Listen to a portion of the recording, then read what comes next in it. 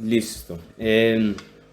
Tío, yo quería hablar de este tema con usted porque anoche, si no me equivoco, fuimos a comer por la mazorca paisa, si no me equivoco. Y pues yo me fui a comer pues mi burrito, ¿no? Y volví y les dije, no, ese burrito no me gustó porque no tenía ni frijoles ni arroz. Y o sea, ¿cómo va a hacer usted un burrito sin frijol ni arroz? O sea, eso es como lo más típico de la comida mexicana. Y usted empezó a hablar de sobre que la gente aquí no le presta como atención a las cosas, no es como perfeccionista, por decirlo así, hay como un tipo de mediocridad, quizás, o sea, de esa quejita pues llegamos a expandirnos a un tema mucho más grande que sería la idiosincrasia del colombiano promedio, y pues usted que ya ha tenido bastantes años viviendo en el país, quería pues preguntarle a usted sobre qué piensa usted sobre este tema y todo eso. Pues mire, mi experiencia de todos estos años es que nosotros heredamos del colonizador o del esclavista que llegó el creernos la cultura de la viveza. Aquí no hay la cultura de la lealtad, de la transparencia, de la honradez, sino el juego del más vivo. Todo el mundo cree que es más, que es mejor porque es avivato. No tenemos el sentido de claro del bien y del mal. Ser avivato es mal, eso no es bien. Y eso hace que una sociedad no sea candidata al progreso, porque para progresar en la vida como sociedad hay que ser transparentes. Si no se es transparente, no hay posibilidades de progreso. Es absolutamente equivocado creer que siendo avivato, que creyéndose más avión que todos los demás, vamos a llegar más adelante. Lo que genera progreso es el trabajo constante y tesonero y el cumplimiento de reglas. Ninguna sociedad organizada vive en el caos. Para progresar en la vida hay que seguir reglas y las reglas comienzan por el respeto por el otro. Todas las personas merecemos respeto. Todas las personas estamos obligadas a respetar a los demás. Todas las personas tenemos la obligación de ser leales, de ser honrados. Ser honrado no es una virtud de unos, es una obligación de todos. Uno observa cómo, y en el caso suyo que ha vivido en países más organizados y más civilizados que Colombia, hay unas cosas puntuales que demuestran por qué han progresado. La puntualidad es una, Sí, señor. la confianza, el respeto por el otro. En, en Emiratos Árabes, por ejemplo, no es posible que usted se encuentre una billetera y se quede con ella, Claro, porque será sancionado como ladrón. Y será sancionado como ladrón porque esa billetera no era suya. Luego no podía quedarse con ella, sino que tiene que entregársela a la autoridad para que la autoridad la haga llegar a su dueño. Aquí no. Aquí nos parece que si encuentro una billetera en el piso es mía porque yo tengo buena suerte, cuando yo sé que eso era de alguien. Las billeteras no caen del cielo, caen de los bolsillos, de las maletas, de los claro. sacos. Pero aquí nos parece que si yo encuentro una billetera, ah, no, esto es mío, esto es lo que me tocaba a mí. Esa es nuestra mentalidad, nuestro criterio. Claro, y para interrumpirlo un poquito, porque esto lo va a escuchar una audiencia que vive en Estados Unidos y que es de ascendencia hispana, pero pues todavía no están hablando español muy bien y todavía están tratando de como reaprender el español, ¿no? Porque sus papás no les enseñaron el español. Y hay un término en Colombia que se dice, una frase que dice, el vivo vive del bobo. Entonces, para explicar eso, un vivo es una persona que siempre está tratando de hacer las cosas de la manera mala. Entonces, por ejemplo, un narcotraficante, un ladrón, un corrupto, ¿sí? Alguien que avanza por la vida haciendo las cosas como no son. Y el bobo aquí en Colombia es una persona que es ilusa, por decirlo así, una persona que se aferra a las leyes, a las normas, que paga los impuestos cuando es, que como dice usted, cuando encuentra una billetera la entrega. Entonces aquí ser una persona honrada no digo en todo el país, pero en general, ser una persona honrada se considera algo como de Simón el Bobito, o sea, usted se deja que lo abusen, por decirlo así. Entonces quería pues, explicar ese contexto cultural, ¿no? Sí, ese concepto o esa frase de que el vivo vive del bobo significa que el que va por el margen, al margen de la ley, el que realiza su diario vivir al margen de la ley, vive a expensas del que vive su vida dentro del marco de la ley, tal como usted lo plantea. Eh, la gente piensa que evadir impuestos, que en el caso de los vehículos, que si yo no tengo el seguro y cuando hay un retén yo me escondo, me agacho, me doy la vuelta, huyo de la revisión. Si yo no tengo revisión tecnomecánica, yo soy vivo si le corro al retén o si me lo birlo. Cuando se ignora, por ejemplo, que si yo llego a sufrir un accidente, el seguro me cubre a mí mismo. Si yo causo un daño a alguien, ese seguro cubre ese daño que yo causé por negligencia, por error, por equivocación, por accidente. La gente ignora que una buena revisión tecnomecánica me garantiza que mi vehículo está en buenas condiciones y es seguro para yo desplazarme en él. Pero yo soy vivo porque yo no hago eso, porque yo no verifico que mi vehículo esté en buenas condiciones. Y lo otro es que como lo que por agua viene, por agua se va, significa que ese que se cree muy vivo, como no le cuesta mayor esfuerzo obtener lo que logra obtener en la vida, tampoco lo valora. Se valora lo que cuesta. Lo que uno logra con muchos esfuerzos lo hace sentir satisfecho, Con su lo sudor. hace sentir buen ciudadano, lo hace sentirse orgulloso frente a su familia, lo hace sentirse bien consigo mismo, porque las cosas más meritorias, al final de cuentas, en la noche cuando yo pongo la cabeza en la almohada, es lo que he hecho con esfuerzo, con mis propias capacidades. Lo que Claro. he hecho con trampas, a mí mismo me avergonzará, porque uno puede engañar a los demás, o intentarlo por lo menos, pero jamás a uno mismo. No hay mejor juez que la propia conciencia, incluidos los más avesados criminales que conozca la sociedad, inclusive ellos tienen cargos de conciencia. Eso es una situación, una reflexión inevitable para todo ser humano.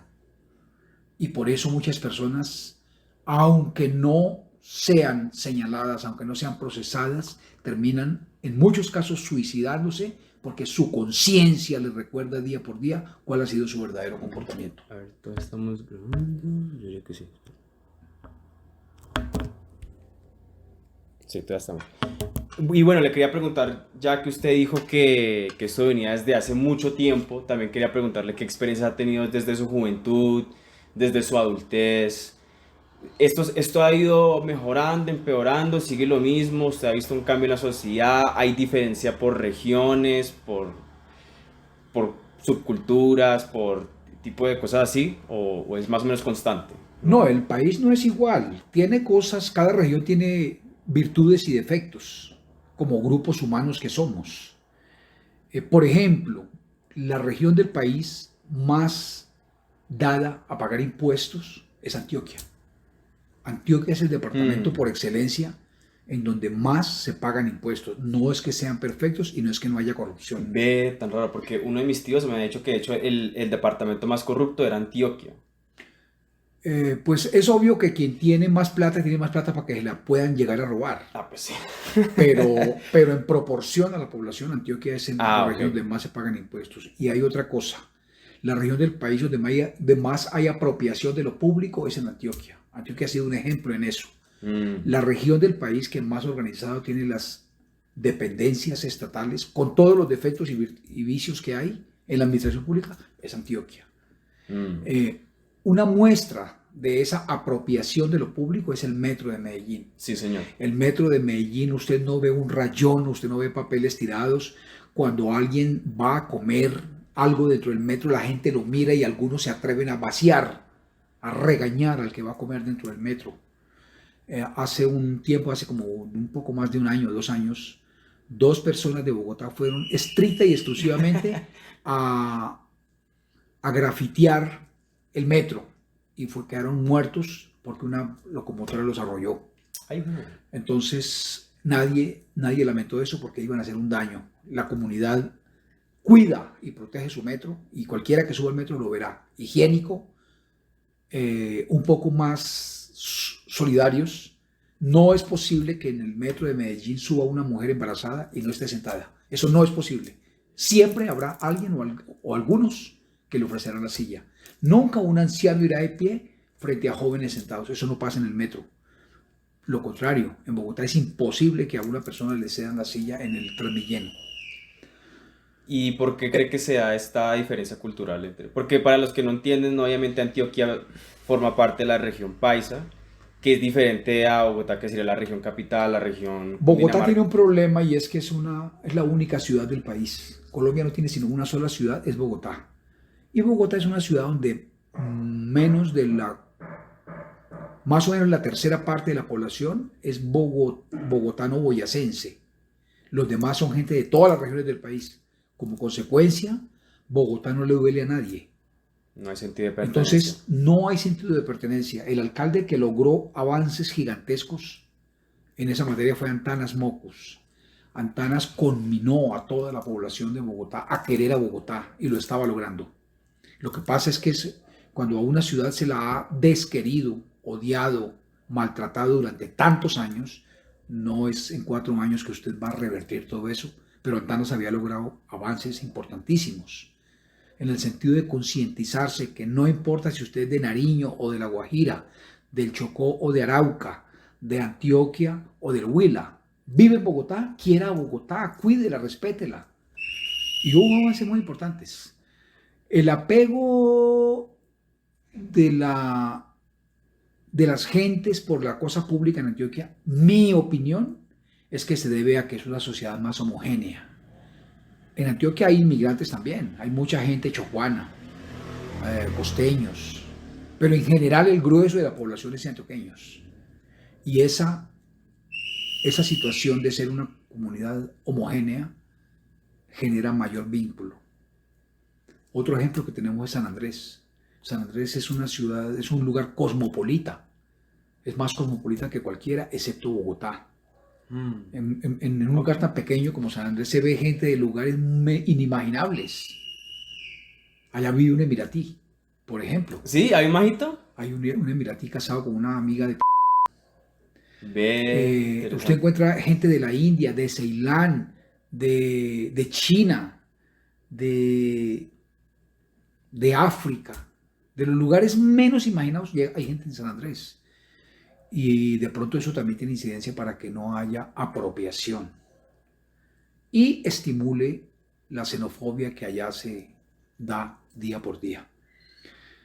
Lo que se decía al principio acerca de que esto no es nuevo en América es que recordar que a América, desde la Patagonia hasta Alaska, llegó lo peor de Europa. Quien crea que el colonizador de América fue los mejores ciudadanos de Europa, no, fueron delincuentes. Uy. Europa liberó delincuentes a cambio de que se vinieran a esta parte del mundo.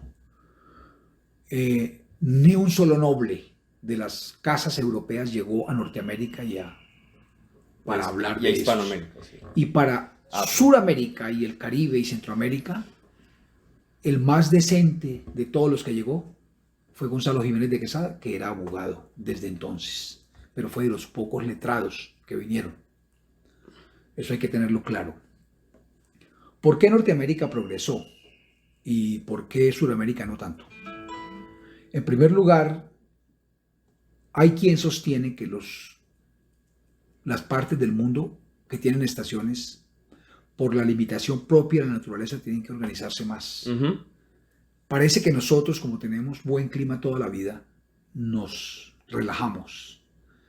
Pero también es cierto que a Norteamérica la colonizó el imperio que venía emergiendo, creciendo, progresando. Y a buena parte de Centroamérica, o a toda Centroamérica y parte del Caribe y toda Sudamérica, la colonizó el imperio que venía en decadencia. Y eso también marcó el futuro de las regiones. A pesar de que eran delincuentes, digamos la verdad, eran delincuentes de un país que venía en progreso, y los que nos tocaron a nosotros eran delincuentes de un país que venía en decadencia. Eso debe haber tenido alguna incidencia en lo que ha pasado. Al venir delincuentes, pues aquí nadie podría esperar que un delincuente tenga buenas maneras. Claro. Un delincuente es una persona con algún grado de desorden social, individual, moral, ético. Y eso nos legaron. Eso lo aprendieron nuestros antepasados y se fue transmitiendo de generación en generación. Y cada generación aporta los propios vicios que se dan por la interacción y por las cosas por las cuales los seres humanos nos portamos mal. Eso es común. Es como un Entonces se árbol va concentrando, se va concentrando y va creciendo esa proclividad por lo torcido, por lo heterodoxo, por lo que no es lo correcto, por el camino que no es el que aporta progreso. Y como es más fácil ser incorrecto que ser correcto, ser impuntual es muy fácil, ser perezoso, ser puntual es difícil. Hay que correr, hay que madrugar más, hay que, en fin. Sí, yo admito que tengo problemas con eso sí entonces, es verdad. Sí. La sociedad llega a extremos, en mi caso personal, en donde quiera que yo he trabajado, si no he sido el más puntual, he sido un puntual. Y sigue siendo así. Eso no ha cambiado en 37 años. Pero eso ha implicado que de mí se burlen. Porque muchas veces yo llego a la hora en punto, mi hora de entrar a trabajar obligatoriamente es a las 8. Yo a las 8 no puedo comenzar a pensar si llego, debo estar en mi sitio de trabajo. Y lo estoy, generalmente. Y sin embargo se burlan porque yo estoy a las 8 en punto y no han abierto la puerta. Claro. Pero yo no me siento mal, yo me siento bien porque ese es mi deber. No es que yo sea especial, yo tengo claro que yo no tengo una virtud. Simplemente hago lo que nos corresponde hacer porque a mí me pagan por trabajar desde las 8. Y yo por lo menos estoy a las 8 en el edificio, en las afueras, en el andén, pero yo estoy a esa hora. Nadie puede decir que yo no estoy a la hora de iniciar la jornada. Tío, un paréntesis, porque me parece muy interesante ese concepto suyo de que esa diferencia entre civilizaciones causó esa diferencia entre pues, el mundo anglosajón, Estados Unidos, Canadá, todo eso, y pues Hispanoamérica, porque muchos compañeros míos se diría que son anti-anglosajones, por decirlo así. Ven que el declive que ha vivido Hispanoamérica no fue la explicación que usted dio, pero fue porque el Imperio Británico y por extensión Estados Unidos, porque se puede decir que Estados Unidos es una continuación de eso, saboteó, por decirlo así, a Hispanoamérica por varias causas, varias razones, lo de los piratas y todo eso. Y eso quizás causó como no una psicosis, sino como un derrotismo en la mente del hispano que ha seguido desde ese entonces. Pero pues bueno, ese tema se puede tocar un poquito más tarde, quizás en otra ocasión, porque es un tema bastante pues complicado, ¿no? Y yo en realidad no sé, porque su perspectiva me parece muy interesante y me parece muy interesante la de ellos. Aunque eso ya es de hace siglos y quizás sea un poquito difícil decir, bueno, pasó esto, pero entonces ¿cómo vamos a arreglar esto? Entonces quería hacerle dos preguntitas. ¿Cuál ha sido el ejemplo de corrupción o malandrismo, o todo eso más grave que usted haya vivido en toda su vida? ¿Y cómo podemos arreglar la situación en Colombia y en Hispanoamérica en general para que la próxima generación sea, como se dice, un poco más puntual, un poco más honrada? ¿Cómo podemos romper esa cadena de ser vivo? Mi experiencia familiar y personal, por supuesto, es que si los padres no damos buen ejemplo a los hijos, pues no pasa nada. Yo tengo presente que yo soy puntual porque mi papá era un modelo de puntualidad. Si a mi papá le tocaba llegar tener un compromiso a las 8 de la mañana, él estaba antes de las 7:59 en el lugar de la cita. Y los valores solo se aprenden en casa. Nadie aprende valores en el preescolar, en la escuela, en el colegio, en la universidad, menos. Solo en la casa se aprenden valores. Y los valores que se aprendan en casa se fortalecerán en la vida. Uno observa a mí me da vergüenza que hay padres que esperan que la escuela le forme los hijos. No, los hijos tienen que haber llegado Sí, formados en valores. La escuela no es un formador de valores. Será fortalecedor, pero no formador. Lo que yo no hice no lo pueden hacer los maestros. claro. Porque es que el hijo mío no es de los maestros, es hijo mío. Es mi responsabilidad. Ujú. Primera cosa. Mientras la sociedad no procure que los padres hagamos la tarea de padres, cuando digo padres hablo de papá y mamá, no hablo de los hombres, la sociedad no cambiará. Uno observa, en el caso de ahora de la vacunación por rangos de edad, personas de 60 y tantos años, de 70 años, tratando de birlar el turno de los demás. Cuando uno a los 70 años todavía piensa en hacerle trampa a otras personas que llegaron antes que yo, uno tiene que hacer una deducción lógica de qué Ujú. clases de hijos habrá podido levantar. Claro. Tienen que ser una parranda de hijos irresponsables. No pueden ser hijos responsables. De un papá que a los 70 años todavía se porta como un malandrín. Y es lamentable, porque se esperaría que en esa etapa de la vida hayamos tomado sensatez. Como ya no caminamos tan rápido, como ya no hablamos con tanta vehemencia, con tanta fortaleza, somos más calmos. Pero cuando esa calma no para frente al comportamiento abusivo, uno deduce por qué tenemos la sociedad que tenemos.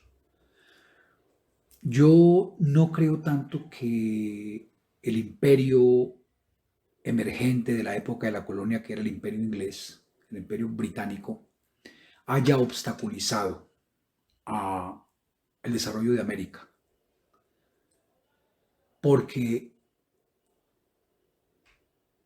los imperios se atacaron entre ellos y la pelea de las tierras de América fue una pelea entre imperios. Solamente que había un imperio emergente y un imperio que estaba decayendo. Nosotros tenemos experiencia de cómo en el proceso libertador nuestro hubo cantidad de gentes de Europa que apoyaban a Bolívar, se llamaba la Legión Británica. Pero ellos no apoyaban a Bolívar porque Bolívar era buena persona o porque les interesaba, no. Ellos apoyaban a Bolívar porque Bolívar estaba contra el imperio español. Eso hay que tenerlo bien Exactamente. claro. Eso Eso hay que sí. tenerlo bien claro. Ellos no apoyaron desinteresadamente. Ujú. Ellos aplicaron un principio que dice, el enemigo de mi enemigo, mi amigo será. Esa es la practicidad de ese aforismo. Como Inglaterra, como España era enemigo de Inglaterra y Bolívar era enemigo de España, entonces América, con Bolívar a la cabeza, eran amigos de Inglaterra. Y por eso encontramos una cantidad de personas que vinieron a América a apoyar la causa contra España, pero no por América, Ujú. no en pro de América, sino contra España. Ujú. Y por supuesto que el imperio emergente, el que llegó a ser más poderoso, fue el imperio británico, y el imperio británico impuso como imperio emergente, como imperio joven, el ímpetu que traía, eh, y el imperio decadente vino a diezmar al verdadero hombre americano, que era todas las culturas maya, azteca, Inca, inca, chipcha, Quimbaya. todas las culturas los diezmaron. Entonces, eso causa un impacto. Es decir, una población, ¿cómo nos sentimos frente al COVID hoy en día? Porque sabemos que han muerto personas, conocidos, familiares, y eso impacta y eso genera una afectación emocional. Pues digamos que se pudo sentir cuando unos extraños me mataron a toda la gente. Y otra cosa que pasó que la gente casi no la recuerda, y es que con la venida del colonizador europeo se trajeron enfermedades que nuestro organismo no estaba en capacidad de resistir Ujú. porque nuestro organismo estaba habituado a un medio natural diferente. Entonces, los males de Europa, los cuerpos de los europeos se habían adaptado y habían generado defensas para ese tipo de enfermedades. Pero nuestros americanos, nuestros antepasados americanos, no toleraban porque no tenían anticuerpos para eso. Pasa hoy en día con las personas que viven en las regiones de climas malsanos, caso Chocó, toda la costa pacífica colombiana. La gente que vive allá soporta ese ambiente. Ha generado defensas frente al paludismo, frente a la malaria. Pero una persona que venga de Bogotá, de Manizales, va a pasar dificultades porque su cuerpo no tolera la picadura del mosquito. De hecho, uno encuentra que la gente del interior, del altiplano, llega a donde hay mosquitos y parece una mazorca, porque su cuerpo no resiste. A los que vivimos en esas zonas nos pican los mosquitos y fastidioso, no pasa nada, no nos queda huella. Eso pasó también en la colonia. Básicamente nos legaron lo peor los colonizadores nuestros. Y eso hace y marcó nuestro derrotero. Esa es la gran verdad. ¿Hay salvación para Colombia e Hispanoamérica en general o estamos condenados a la perdición? Lo que está ocurriendo y ha ocurrido desde hace más de un mes genera esperanza. Contrario a lo que el gobierno dice y a lo que los uribistas dicen, el país tiene esperanza, porque hay quien tenga la capacidad y la vocación de querer un mejor mañana para Colombia. Eso genera esperanza. La apatía, la abulia de la gente joven por su propio futuro es lo que genera desesperanza. Pero cuando la gente joven sale en búsqueda de un mejor mañana, no como los quieren señalar de terroristas, ahí hay gente y todos hemos visto videos de quién realmente ha sido el que ha generado el caos. Ha sido el mismo Estado a través de policías enmascarados.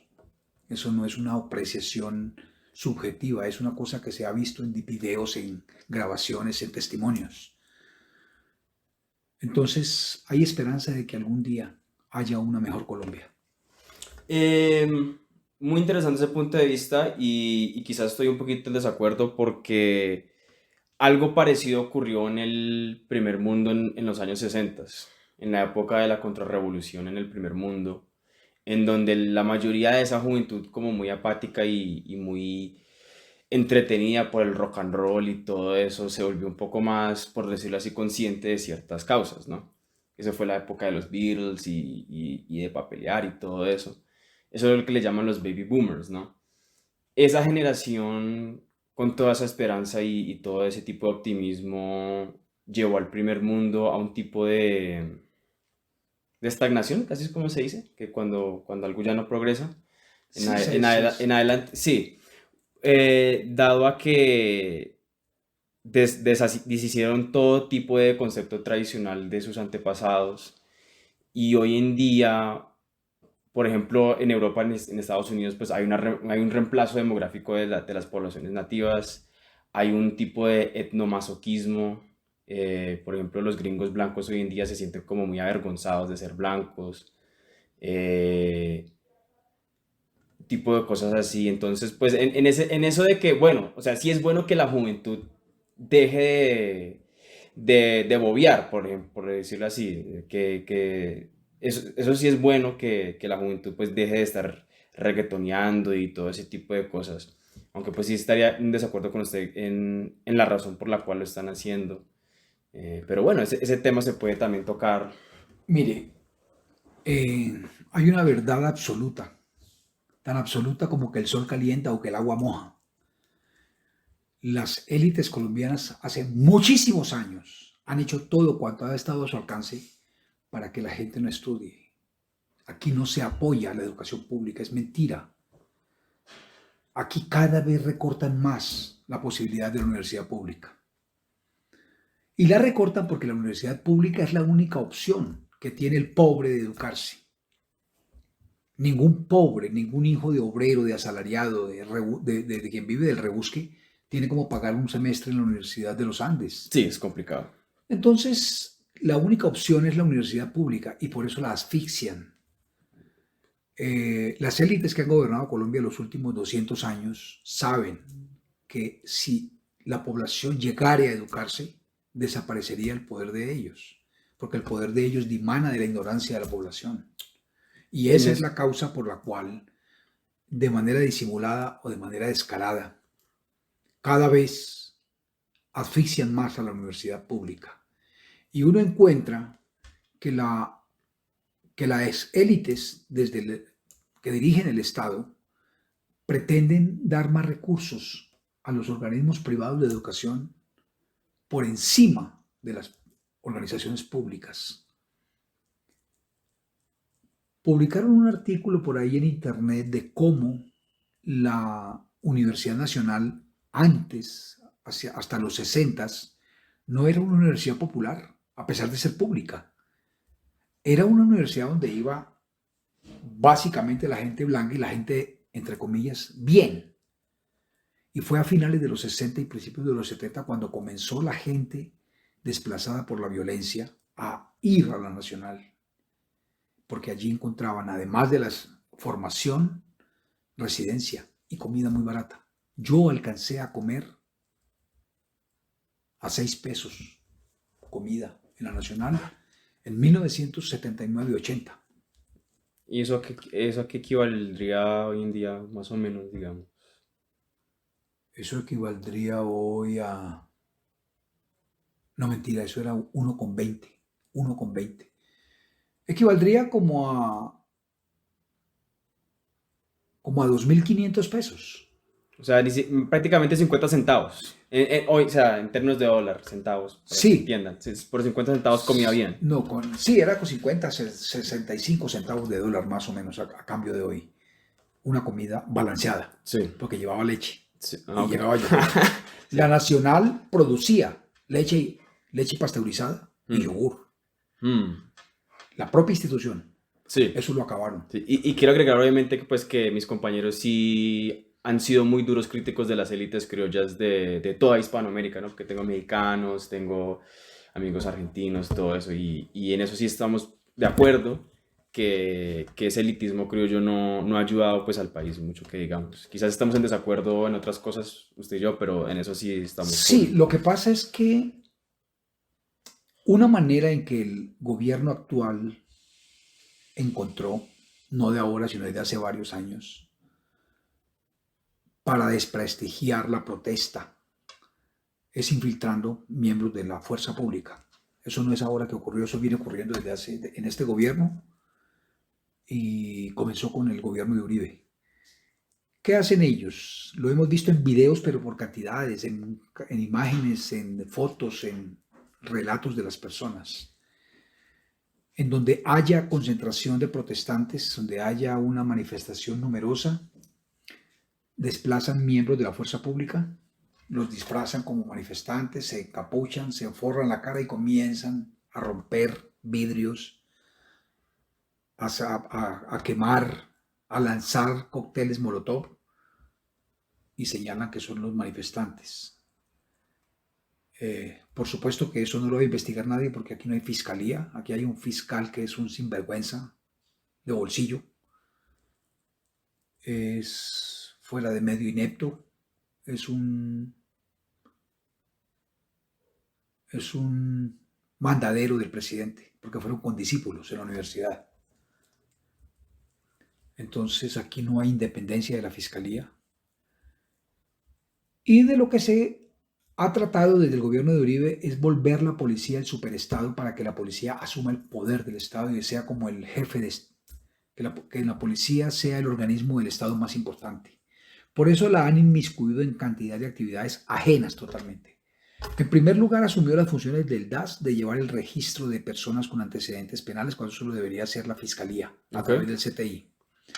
La metieron en aduanas, una cosa totalmente ajena. Eso le corresponde al Ministerio de Hacienda, al fisco, no a la policía. Ok. La tienen en carreteras, eso no le corresponde a las autoridades de Tránsito, tránsito. sí, tránsito, sí. Y como eso, la policía la meten en todo. La tienen en investigaciones judiciales cuando existe el cuerpo técnico de la fiscalía. La tienen escoltando a todo el mundo, cuando para eso existe una oficina de seguridad, no me acuerdo cómo se llama eso. Eso tiene un nombre, que es la que ofrece y entrega carros blindados y esquemas de seguridad a los que tienen riesgos. Con eso pretenden es armar un superpoder dentro del Estado. Y Uribe dañó gravemente las Fuerzas Armadas en Colombia porque permitió los excesos o los indujo a excesos.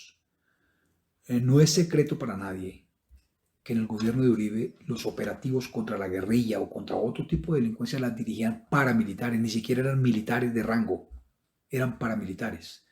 En Medellín hubo una operación que se llamó Orión al principio del gobierno de Uribe. Sí, pues esa operación fue dirigida por paramilitares y lo han dicho los militares que han salido involucrados. Ellos tenían la orden de acatar instrucciones de los paramilitares. Recordar que los paramilitares fueron los que hicieron la campaña de Uribe.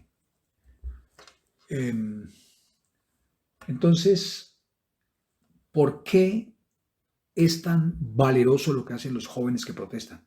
No los que queman a nadie. No estamos defendiendo lo indefensable, claro, claro, que es los actos de barbarie. Esos son malos, vengan de quien vengan. Pero lo que observó todo el país, grabado en imágenes, que un muchacho de 17 años le tira una patada a un policía y le pegan un tiro en la cabeza, eso es inadmisible. Y eso es apenas un ejemplo de lo que está pasando. Hay desaparecidos que nadie está buscando, solamente las personas de su familia, porque al gobierno no le interesa. Y ha medio hecho alguna actividad por la presión internacional. Todo eso conduce a que no se quiere gente educada. El día que la mayoría de la ciudadanía colombiana sea personas formadas, las élites desaparecen del poder. No es posible. Entonces, ¿usted cree que no va a haber una élite después de...? No, si la gente se pudiera educar, no habría élite. Okay. Es que el conocimiento ya no está en manos de 4 pelagatos. Uno escucha a unas personas como una tal Paloma Valencia, como una tal Fernanda Cabal, ganándose 38 millones mensuales y diciendo lo que dicen. Uno pregunta, ¿y estas personas dónde estudiaron? Como, ¿de qué manera les enseñaron a razonar? No importa la ideología que yo tenga, no importa el pensamiento político que yo tenga, no importa el lado político que yo tenga, pero por favor, uno no puede hacer expresiones irracionales. Y ellas, esa clase de personas, y en particular ese grupo político, solamente lanza expresiones irracionales, pero son los que están dirigiendo el gobierno. ¿Como qué, por ejemplo? Como por ejemplo lo que dice un señor que fue presidente del Senado que se llama el de la jugadita, Macías, o las expresiones que dice el defensor o el abogado del señor Uribe, que es de abogánster, unas expresiones terribles, pero son los que detentan el poder en Colombia. Y eso explica lo que pasa en el país y para dónde va el país. Sí. Hay unos amigos míos que son como tipo... No, sí, literalmente son guevaristas, por decirlo así. O sea, son literalmente guevaristas, son...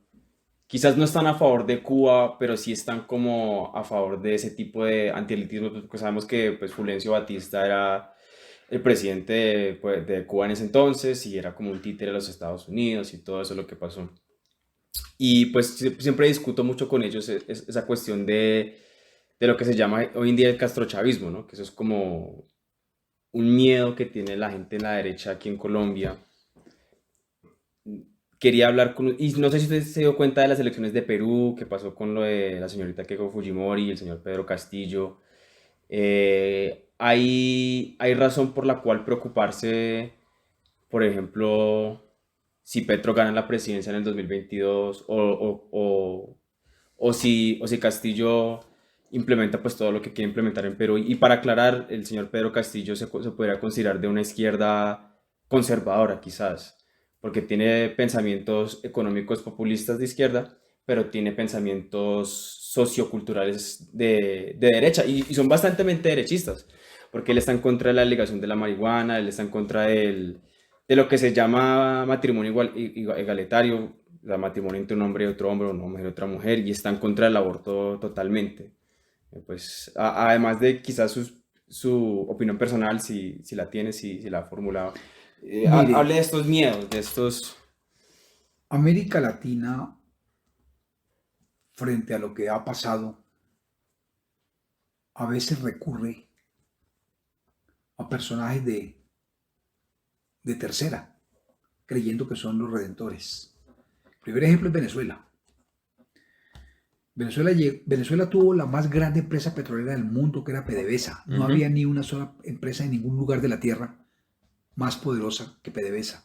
Wow. Ni en Arabia Saudita, ni en Irán, Ni ni en Aramco, Rusia, ni Gazprom, ni los gringos ni Holanda con la Shell, ni Petrobras en Brasil, ni Pemex de México, no. La Exxon, que es la de Texaco, Ujú. ninguna empresa, la más grande empresa petrolera del mundo, era PDVSA. Y había problemas de corrupción porque nadie puede discutir que no lo eran. Andrés Pérez y todos los que lo precedieron en los gobiernos realizaron actos de corrupción, como todas las élites de América Latina. Y la gente aburrida de esa corrupción creyó que el redentor era Chávez. Primero intentó dar un golpe, fue a la cárcel y luego lo eligieron presidente. Ujú. Y eso toca aclarar, Pero toca saber. porque la primera elección de Chávez fue legítima. Eso sí, No, no. Chávez fue elegido presidente Porque por la ciudadanía. hay gente antichavista que dice que no, eso desde la primera presidencia ya fue dictador y No, no se puede decir eso Chávez sí, fue elegido siendo presidente Carlos Andrés Pérez. legítimamente, eso Sí. sí. Y eso fue por el desconcierto de la gente frente a la corrupción de la élite tradicional. Eso no fue un golpe de Estado. Él sí intentó dar un golpe de Estado y fue a la cárcel En el por eso. 94, 5 más o No, menos. yo creo que el ¿93? golpe fue como en el 91. Ah, ok, no. El intento de Bastante. golpe, Sí. que fracasó. Y uno tiene que preguntarse la clase de formación que tenía Chávez. Porque no hay que ser un genio, pero hay que tener sentido común. Un ejemplo de sentido común para mí fue Mojica, en Uruguay. Pepe Mujica, sí. Mojica no es tan ilustrado, no es tan letrado, no tiene tantos cartones, pero tiene sensatez. Y eso es muy importante en el ser humano. En el caso del presidente que acaban de elegir en Perú, pues ¿quién es él? Es un profesor, pero no precisamente de la universidad, ni de la más prestigiosa universidad o la Sí. más calificada. Sí. Entonces, los profesores merecen todo el respeto. Y no es que ser profesor inhabilite, pero no es suficiente ser maestro para ser jefe de Estado. Para ser jefe de Estado se requiere tener como mínimo la capacidad para saber escoger a quienes me van a rodear. Y eso es difícil conocerlo siendo un maestro. Petro no es perfecto. Petro es un ser humano como somos todos, con defectos y virtudes. Pero Petro ha hecho cosas que el país algún día le va a reconocer. La primera es haber señalado él individualmente que Colombia tenía una narcopolítica. El escándalo de la parapolítica, La sí. parapolítica la conoció el país porque Petro lo informó y lo hizo saber. Eso el país algún día se lo tendrá que reconocer. Bueno, pero... ¿Cómo fue como alcalde? Bueno, no fue un excelente alcalde porque es muy difícil que toda la élite del país estuviera contra él, atacándolo por todos los flancos y obstaculizándole todo lo que intentaba hacer, porque así le pasó. Eso le pasó a Petro. Las deficiencias que él tenga como ser humano, los errores que haya cometido durante su gestión, fueron inferiores a todas las trabas, a todas las argucias, a las mañas que practicaron las élites para no dejarlo gobernar. Baste con saber que las empresas de aseo que tenían que prestar servicios hasta el último día del contrato, dejaron de prestar contrato y invadieron a Bogotá de basuras. Y nadie dijo nada de eso. Ahí no hubo fiscalía capturando personas, no, porque había que desprestigiar al alcalde. Eso se nos olvida. ¿Que Petro ha cometido errores? Pues sí, ha cometido errores, eso nadie lo puede decir. Y lo que pasa es que frente a tanta alevosía por parte de la clase tradicional, pues una persona termina tomando revancha con lo que puede. Sí. Pero Eso es una debilidad propia del ser humano. un contrapunto. Usted dijo que Petro reveló la cuestión de la narcopolítica en Colombia, pero no. Y corríjame si estoy mal, pero él no estaba, cuando estaba miliciando en el M-19, no estaba vinculado con Pablo Escobar, o. Eso es una farsa del uribismo. Eso es Ok. una mentira gigantesca. Baste con saber que el primer grupo paramilitar públicamente formado se llamó el MAS, Muerte a Secuestradores. Sí. Y esa banda de delincuentes fue formada por Pablo Escobar y los hermanos Ochoa cuando el M-19 secuestró a Marta Nieves Ochoa, hermana de los Ochoa. Ok. Entonces, no es cierto. Aquí se ha dicho que el M-19, que financiaron al M-19 para que hiciera. Es falso de toda falsedad. La historia ha probado hasta la saciedad que ninguna plata recibieron de ninguna, porque ellos no fueron a quemar ningún expediente, como han dicho. Es falso. El Palacio de Justicia se prendió, y lo dijeron los magistrados sobrevivientes, porque el ejército disparó. ¿Sí? El incendio se forma por los disparos del gobierno, no es por los guerrilleros, es mentira. Eso es un invento uribista. Ok. Hay un magistrado que sobrevivió, se llama... se me escapa el nombre en este momento. Él era magistrado de la sala civil y tenía una pierna ortopédica. Y dice que logró sobrevivir a las balas del ejército. Y él sabe de qué está hablando. No olvidar que un magistrado desapareció en el Palacio de Justicia, un magistrado auxiliar, y hace menos de 2 o 3 años su billetera apareció en el Cantón Norte del Ejército. Y el uribismo todavía no ha explicado cómo pasó eso, pero debería explicarlo. Ok. Para decir que toda esa farsa de que el M-19 fue financiado es pura basura. Más bien, de pronto los militares recibieron apoyo de los narcotraficantes para que les quemaran los expedientes y así liberarse de la responsabilidad, porque en ese momento estaba en boga una postura de la narcotraficante, del narcotráfico en Colombia, que decía que era preferible una tumba en Colombia que la cárcel en Estados Unidos. A los que vimos repartir periódicos con ese eslogan no se nos olvida. Entonces, no es cierto que el M-19 haya tenido que ver. Esa es una falacia que han querido difundir los uribistas y los que presidieron al uribismo, que es lo mismo pero distinto. Entonces, pues lo que pasa es que este gobierno uribista ha llegado a tales extremos que la única opción que tiene Colombia es elegir a Petro. Y no es que lo quiera. O sea, No es que quiera elegirlo, es que no puede elegir a otro. Si quiere acabar con esta horrible noche. de hecho, muy interesante ese tema porque entonces, de cierta manera, quizás los miedos de los antipetristas es racional más o menos, porque eso fue no exactamente lo que pasó en Venezuela, pero es algo casi como parecido. Como que ya no hay opción, ya el uribismo tiene que morir, ya no podemos continuar con este, por decirlo así, pensamiento político. Entonces tenemos que escoger algo que esté en contra de eso. Y pues ya uno le puede dar excusas a ese movimiento en contra del uribismo porque pues ya no hay opción más, ¿no? Ya.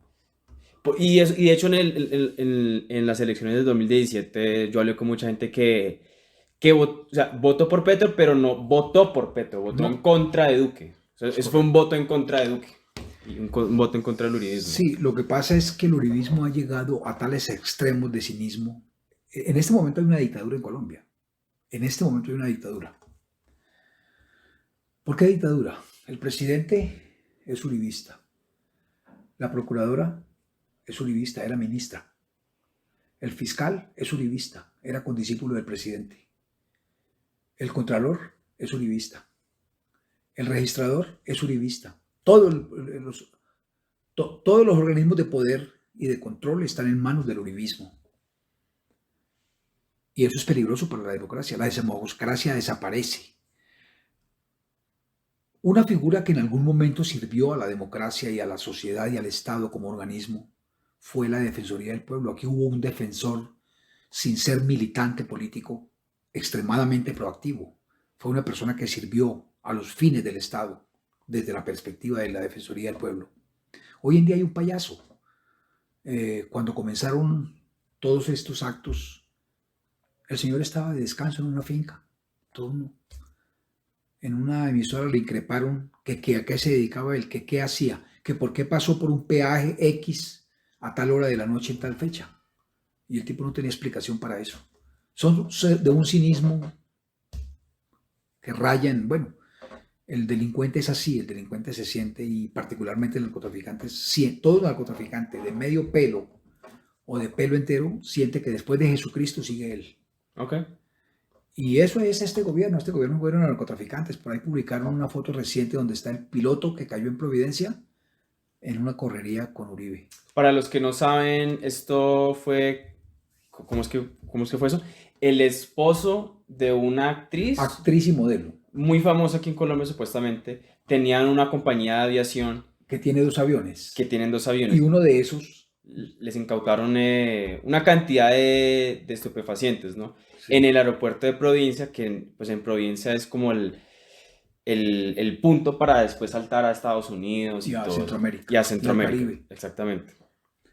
Sí, entonces esa actriz y modelo y su esposo son extremadamente uribistas. Y eso explica lo que ha pasado, el señalamiento que hay contra ellos. Y ese piloto le ha servido a Uribe en momentos anteriores. Hay evidencia de eso.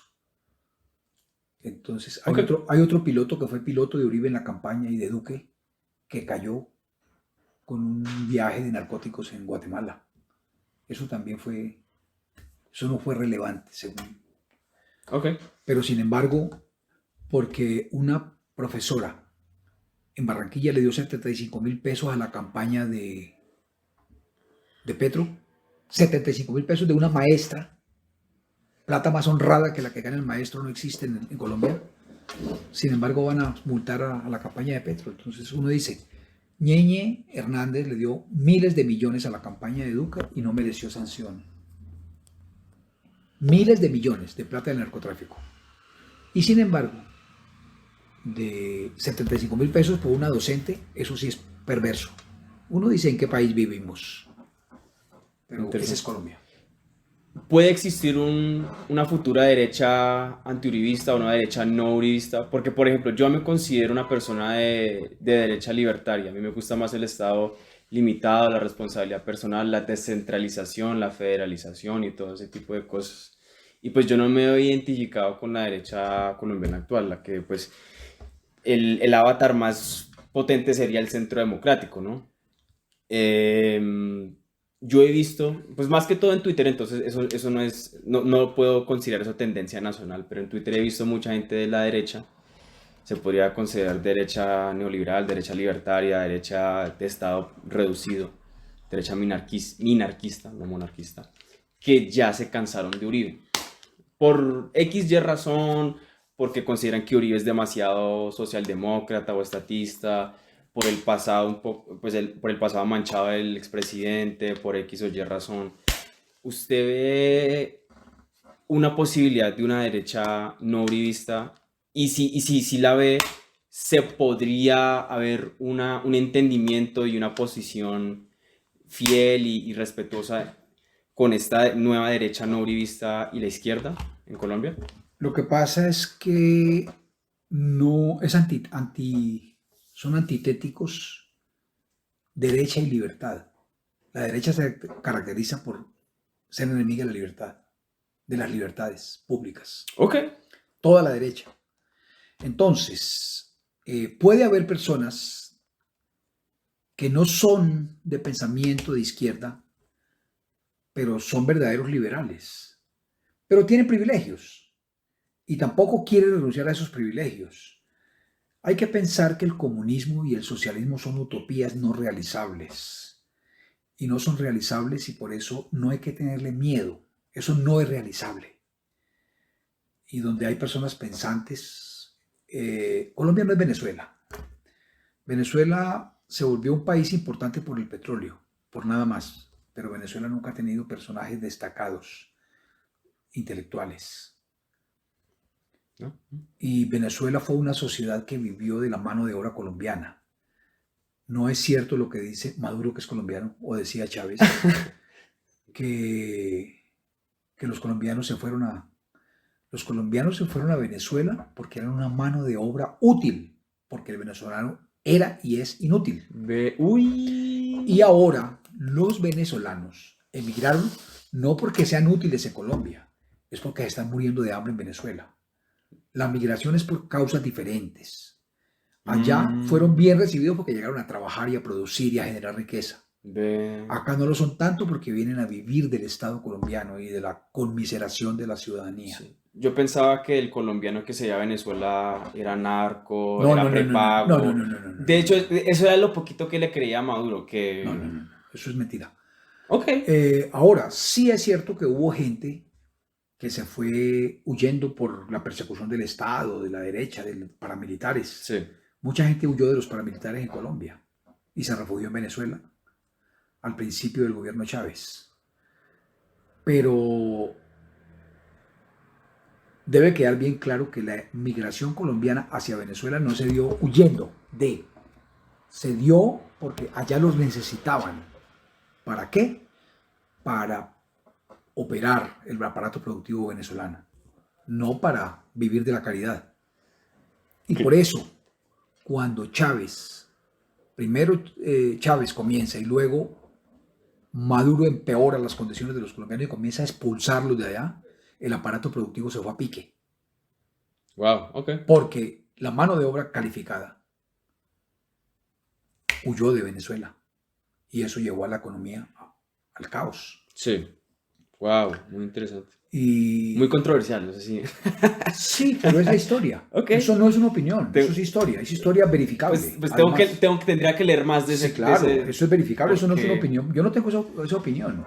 Ahora, la historia nos ha demostrado a todos, a los del centro, a los de izquierda, a los de derecha, a los de extrema derecha, a los de extrema izquierda, que el socialismo y el comunismo son utopías, porque eso no permite el desarrollo del ser humano como individuo. Hay modelos de socialismo que son más humanistas. Suecia es un ejemplo, Noruega. No los consideraría socialistas, pero bueno. No, pero son una forma de socialismo. Yo, En donde, yo diría que donde- son forma de socialdemocracia, que eso es diferente. Pero son. Ok. Es una forma de socialismo. Lo que pasa es Bueno. que el socialismo se cree que es solamente el de Cuba. No. O que el de China. China no es socialista. China es un país capitalista como cualquiera, Eso sí es verdad. que tiene un capitalismo estatista. Ajá, sí. El capitalismo lo dirige y lo gobierna el Estado. Sí. Pero es capitalismo. Y el socialismo es una idea fenomenal, irrealizable. Se ha intentado en muchos mundos y eso no es realizable en la perspectiva marxista. Eso no puede ocurrir. Ok. Por tanto, es absurdo pretender seguir en eso. Entonces ya ven. Cuando el uribismo se inventó el castrochavismo, se lo inventó para decir que Colombia caminaba hacia lo que fue la Cuba de los hermanos Castro o la Venezuela de Chávez.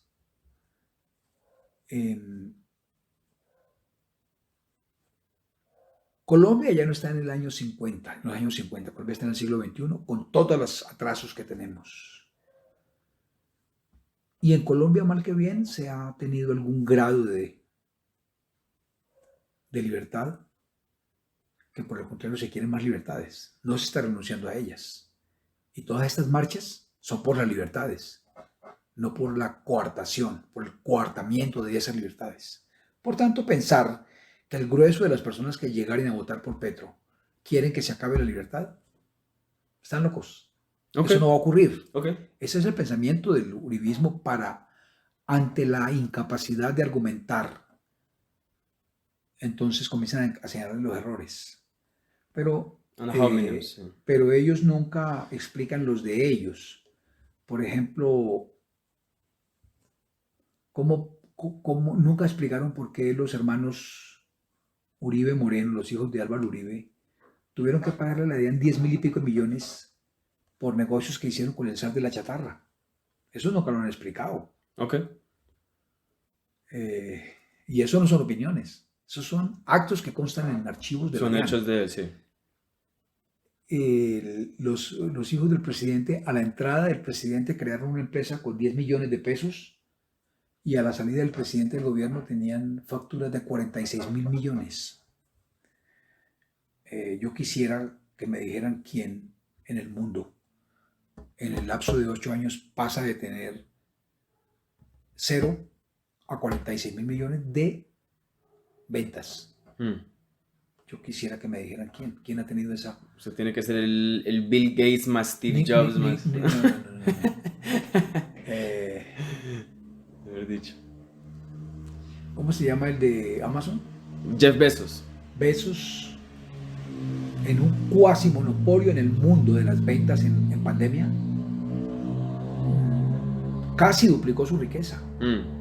Casi duplicó en un mundo de monopolio, con un capital gigantesco. Sí. Y con un aparato administrativo y operativo gigantesco, porque lo tiene por el mundo entero. Sí. Y ellos multiplicaron por 10.000. Entonces me debieron explicar cómo. O sea, ¿cómo va a ser más duro que el mismo Bezos?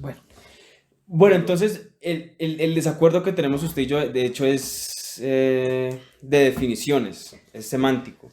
Porque yo, como yo lo he leído, el socialismo se trata más que todo del obrero apoderándose de la capital del burgués y, ¿cómo se dice eso en español? Bueno, se me olvidó. ¿como expropiando?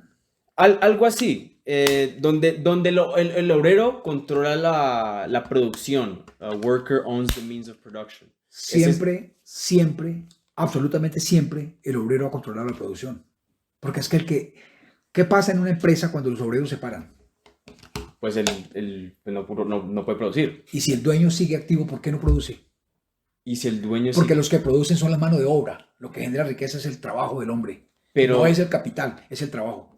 Pero alguien tiene que dar la capital para iniciar ese. El capital se puede reemplazar, pero la mano de obra nunca. El trabajo del hombre no es irreemplazable. Solo el trabajo genera riqueza.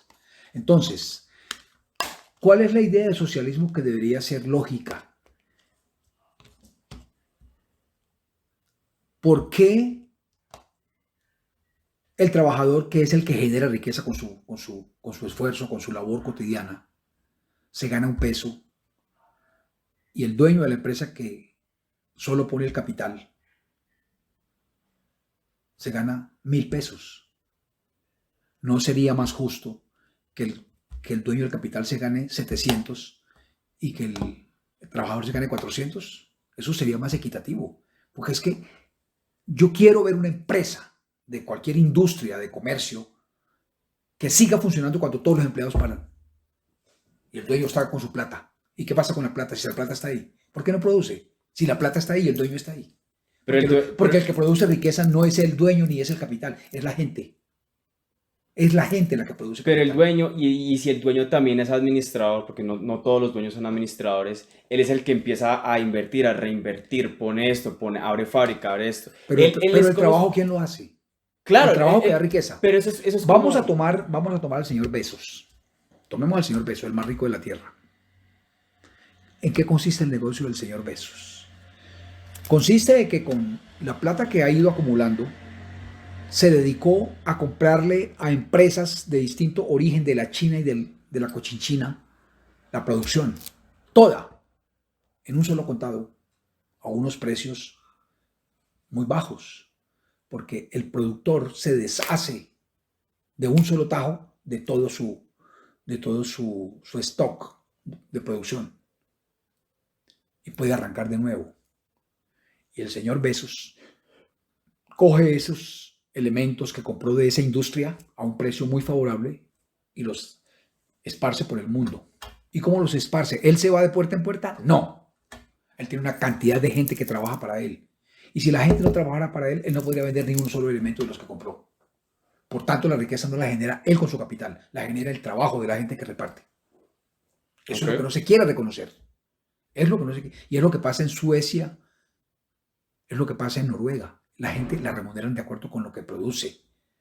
Por eso un obrero de Europa viene a vacacionar a América, al Caribe. Un obrero a América no viene a vacacionar ningún presidente de multinacional Pero, europea. pero por eso, en Suecia y en los países nórdicos, el obrero no controla la producción. Todavía hay como una jerarquía del dueño y todo eso. Entonces, En todas las empresas hay por- jerarquías, hay directivos, hay... Correcto. o sea, Pero quien produce, sin ninguna duda, es el trabajador. ¿De qué ok. nivel? De todos los niveles. De todos los niveles. Nadie dice que es que el trabajador que aprieta tornillos cuando están ensamblando un vehículo es el que diseñó el vehículo. No se dice eso. Ujú, Pero ese es el que produce. Ese claro. que trabaja es el que produce. No es el jefe de ventas. El jefe de ventas distribuye el trabajo y le saca provecho y hace productivo ese trabajo de los que trabajan con la mano y con las máquinas, que operan las máquinas. Todo lo que genera riqueza es el trabajo.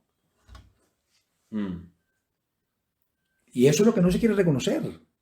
Es que a la gente le quieren pagar. Por ejemplo, el señor que era ministro de Hacienda dijo que en Colombia el salario mínimo era ridículamente alto.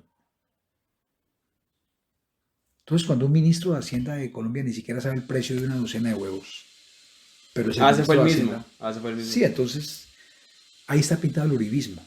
Ahí está pintado. Mm. Las barbaridades que expresan y no sienten vergüenza de expresarlas. Entonces, la equidad consiste en que todos ganen. Hay un ejemplo aquí de la banca colombiana, que es de la más ineficiente de América Latina. Creo que es hasta peor que la de Haití. Uy, de Haití, Sí, imagínense. si usted le entrega al banco en ahorros 100 millones de pesos, usted ni siquiera se gana al año 1 millón de pesos. No, sí, por eso yo no ahorro en Correcto. pesos. Pero si usted le pide prestado al banco 100 millones de pesos, usted le tiene que pagar al banco por ese mismo periodo varias decenas de millones En de intereses, intereses. claro. Entonces, ¿cómo va a ser equitativo que el banco no me paga a mí por dejarle yo mi plata en sus manos, pero si el banco me la presta, yo tengo que pagarle sumas gigantescas? Y no puede hablar del riesgo, porque es que el banco para eso tiene seguros. Y asumo que el Banco de la República le No, respalda cualquier no pérdida. no es el banco, es el FOSIGA, Ah, que es un perdón. organismo estatal. Bueno, perdón, pues. Fondo de, de Seguridad de Instituciones, Fondo de Garantías de Instituciones Financieras. Fogafín, Ah, ok. Fondo de Garantía de Instituciones Financieras. Entonces, no hay tal, esa explicación no cabría en ese caso. Y a la gente le parece que eso está bien. Aquí solo hay un solo senador que es un constante enemigo de la banca colombiana y crítico absoluto, uribista. Es el yerno de Gaviria. Es un senador conservador de la costa. Es enemigo acérrimo y de frente de la banca. ¿Cómo se llama? No me acuerdo. Ah, bueno. Es un árabe. Ah, ok. Es un árabe.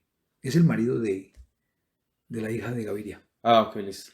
Entonces, bueno, muy interesante ese tema. Creo que obviamente estamos en desacuerdo sobre términos más que todo. Sí. Bueno, entonces, para concluir, ¿usted qué se considera y cuáles son sus modelos políticos o inspiraciones políticas que leyó para que se convirtiera lo que usted es hoy políticamente como persona, su Pues formación yo, como política? todo joven, fui un hombre de izquierda. Yo fui militante del Partido Comunista. ¿Ah, sí? Y cuando ¡Ay, mi madre! vi que eso era como así, como tan secreto, como dije, no, esto no. Eso cuando hay unos que tienen acceso a la información y los demás no, eso no es para mí. Chao, volé de ahí. Estuve en el MOIR. MOIR es una cosa ¿Ah, mucho sí? más democrática, más abierta. Para los que no saben qué es el MOIR, que... El MOIR es un partido de izquierda que tuvo origen en el maoísmo, quiere decir movimiento obrero y revolucionario. Todavía Ah, existe. De esa corriente de pensamiento es el senador Robledo. ah, sí, el señor Robledo. Y, Mm. Y no volví a militar en ningún partido después del morir. Nunca he sido militante en ningún partido. En la vida pública, algunas personas de distintas tendencias me respaldaron para unos empleos, me propusieron como nombre, que es lo que se llama cuotas, pero yo nunca tuve compromisos ni de participar de mi salario, ni de hacer aportes permanentes, porque yo no fui activista de esos grupos. Simplemente que frente a un empleo yo reuní los requisitos y eso ocurrió 3 veces. Después me metí al concurso, gané mi concurso y se acabó mi dependencia. ¿Qué pienso hoy en día? Pienso que todas las personas tenemos el derecho a vivir en paz. La Constitución dice que la paz es una obligación y un derecho. Entonces los uribistas que critican el acuerdo de paz ignoran que la mejor de las guerras, el mejor de todos los conflictos, siempre será peor que el peor de los acuerdos. Okay. El peor acuerdo siempre será mejor que el mejor conflicto. Los uribistas ignoran que Santos no firmó el acuerdo de paz por un acto de generosidad. Es una imposición de la Constitución. Hay un artículo de la Constitución de los Derechos Fundamentales que dice que la paz es una obligación y un derecho. Y eso fue lo que hizo Santos, pero a ellos se les olvida y no entienden eso. Esto es en referencia de la Constitución del 91. El 91, por supuesto. Entonces, lo que pienso yo es que la sociedad tiene que acabar con las desigualdades. Nosotros somos de los países más desiguales de todo el mundo. Y parte de la violencia que se genera es por la falta de movilidad. Aquí, en teoría, los que fuimos a la universidad y conseguimos un cartón, ya no podemos ser estrato 1, aunque no tengamos con qué pagarle el crédito del ICETEX. Y cuando llegamos a ocupar un huequito en lo que llaman la clase media, entonces hasta ahí podemos llegar. Y hay 1000 entramamientos para todo. Uno encuentra, por ejemplo, hace poco nombraron a los miembros de la Junta Directiva del Banco de la República. Y ahí nombraron a una muchacha que se graduó en las universidades porque pagó las matrículas y luego hizo maestría porque pagó la matrícula, no por méritos. Y sin ninguna experiencia llegó a la Junta Directiva del Banco de la República. Esa es una manera de que las élites conservan el poder y no permiten la movilidad. Y hay economistas que llevan 35 años hablando de plata, del dinero público, del presupuesto público, de las finanzas del Estado y pueden dictar clase en cualquier universidad del mundo en materia de presupuesto público y no son tenidos en cuenta para eso, por la desigualdad, porque el mérito no sirve. Eso es lo que quieren conservar las élites. Y yo quiero que eso se acabe, yo quiero que el verdadero mérito sirva. Aquí hubo un ciudadano que dio ejemplo de eso y fue Antanas Mockus. Antanas en su primera alcaldía dejó 6 secretarios de despacho de la alcaldía anterior, lo cual le mereció críticas de sus seguidores y amigos, bajo el argumento de que esos no habían estado en la campaña y de pronto habían estado contra sus intereses de llegar a la alcaldía. Y Antanas les dijo recordar que la democracia es la ejecución del programa de gobierno o propuesta política que escogió la ciudadanía, pero que se ejecuta con los mejores ciudadanos, no con los amigos del que propuso la idea que salió elegida. Eso es democracia. Y eso hizo Antanas. A la gente se le olvida en Colombia eso.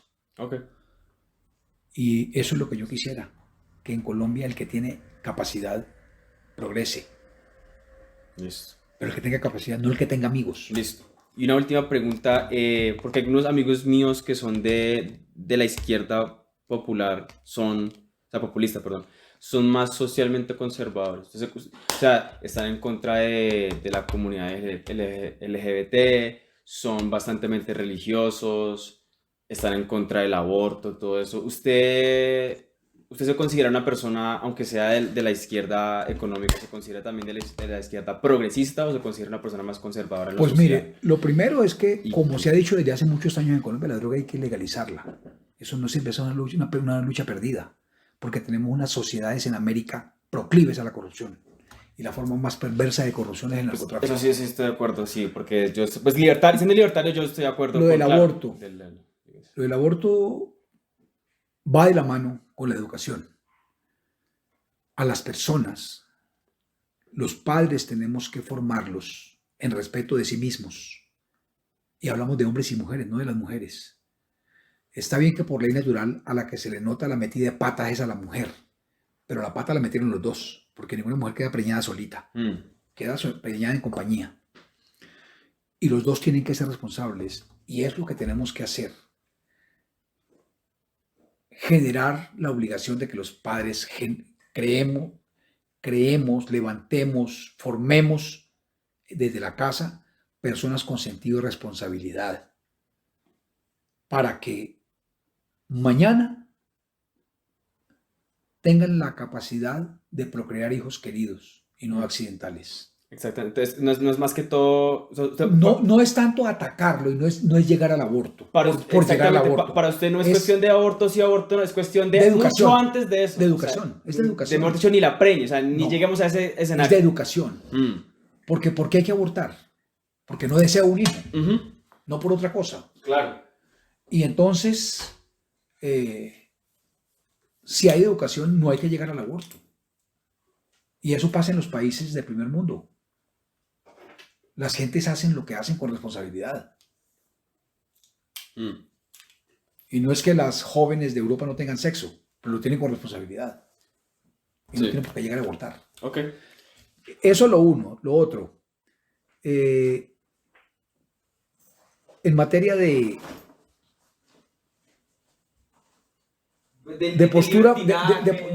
postura frente a la sexualidad de las personas. Eso. A mí me parece que hay exageraciones en la laxitud frente al tema. Yo no creo que las personas que tengan orientación homosexual tengan más derechos que los heterosexuales. Deben tener los mismos derechos y merecen el mismo respeto, no más respeto. No creo.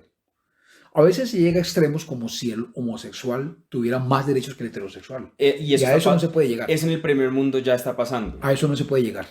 A eso no se puede llegar. El homosexual debe tener tanto derecho como el heterosexual y merecer el mismo respeto. No se puede llegar a que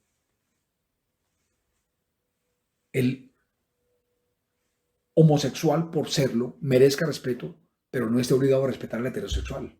Eso no puede ser. Las personas deben tener un comportamiento dentro del medio en que se desenvuelven, de manera tal que no rompa con las reglas sociales, con las reglas que la mayoría profesan, las prácticas. Entonces, si las parejas heterosexuales deben realizar su sexualidad, dar rienda a su sexualidad, desarrollarla como un acto privado, como por qué los homosexuales no deben seguir la misma regla. Claro, se ve mucho más que todo en Estados Unidos, en San Francisco, todo ese tipo de como libertinaje. Usted ve hombres literalmente desnudos en esos desfiles de orgullo y todo eso. Se ve mucho de género sexual. De tal manera que aunque fuera, o sea, si lo hicieran un heterosexual, a mí también me daría un problema. O sea, yo no quiero ver mujeres desnudas en la calle, ¿sí? Eso es muy asqueroso, ¿sí? Pues en general yo pensaría que No es las cool. personas, sin distingo del pensamiento que tengamos, debemos tener algo que se llama pudor. Exactamente. Pudor sería para mí como autoestima, autorrespeto. Y mi cuerpo, inclusive las mujeres de cuerpos excepcionales, no son para exhibirlos a todo el mundo. Porque ser exhibicionista tiene algo de anormalidad. El exhibicionista no es una persona completamente equilibrada. Sí. Y cuando una persona homosexual heterosexual se exhibe tiene algún problema Un trastorno mental, algún trauma algún infantil. problema de comportamiento tiene. Alguien la tocó Sí, cuando era o chiquita. algún problema de comportamiento tiene. Sí. Los que somos casados, tenemos pareja, no tenemos nuestro contacto de pareja en presencia de los hijos. Claro, claro. Eso se hace a puerta cerrada. Y no veo por qué los homosexuales no lo tienen que hacer igual, debe ser igual. Con respecto a la adopción de niños, mi opinión es que si por ley natural solo la mujer pare, no veo por qué debe darse tanto énfasis a que dos homosexuales, hombres, tengan, entre comillas, hijos. O sea, para usted no estaría mal la adopción homosexual. Está mal, para mí está mal. Ah, por usted está mal. Ah, perdón. Está mal, ¿por qué? Ah, ok, perdón. Porque es que cuando el hombre intenta controvertir las leyes naturales, la caga, yerra, se equivoca. Sí, sí. La ley natural dice que un hombre y una mujer procrean. La ley natural dice que la mujer amamanta. Sí. La ley natural. O sea, para usted no es una perspectiva religiosa, es una perspectiva de ley natural. de ley de la ciencia, de la biología. De la biología. De la biología. Un hombre pare. Oye, no. Y un hombre, ¿por qué va a hacer el rol de mamá?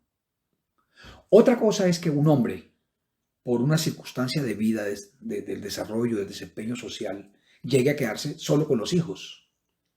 Caso en el cual hará de papá y mamá, pero no será mamá. Cumplirá el rol de cuidar de los hijos como hubiera cuidado a la mamá. Exactamente. Pero no se porta como una mujer. Exactamente. Él no va a decir, ay papi, mi hijo, Sí. ¿cómo está? Puede que lo haga y que apechiche los hijos, puede que los acaricie, que los mime, pero no vestirá ropas de señora nunca. Porque él no es señora, él es un señor. Entonces, yo no comparto eso. No compartes. Y para todas las personas hay modelo de hombre y modelo de mujer. Entonces, lo correcto, lo natural, es que hombre y mujer adopten, Sí. si llegara el caso. No soy amigo de la adopción, que quede claro, yo soy enemigo. Ah, ok. Mi experiencia Interesante. de hace muchos años, yo estuve en un congreso internacional de adopciones y allí me di cuenta que dolorosamente muchas personas adoptan no tanto por generosidad, sino porque tienen un problema de no satisfecho, de infertilidad, y entonces lo satisfacen asumiendo hijos ajenos. Bueno, es muy interesante la charla, pero ya tenemos que irnos. ¿Sabe entonces... qué ejemplo tengo yo? En contrario de eso, en sentido contrario. Sí. Esa de Brad Pitt, ¿cómo se llama? Angelina Jolie. Esa triple. Ah. Esa es una heptamamita, esa es una. Muchas sexapilides de esa mujer. Sí. Bueno, ella sí, porque ella sí parió y adoptó. Sí, sí. Es diferente. Muchas gracias, tío, por sus pensamientos. Le va a gustar mucho a mis compañeros, porque ellos siempre están preguntándome, bueno, la perspectiva colombiana, de la derecha, izquierda, del centro, ¿cómo es? ¿Quién es tal, todo eso? Entonces aprecio mucho su contribución, tío.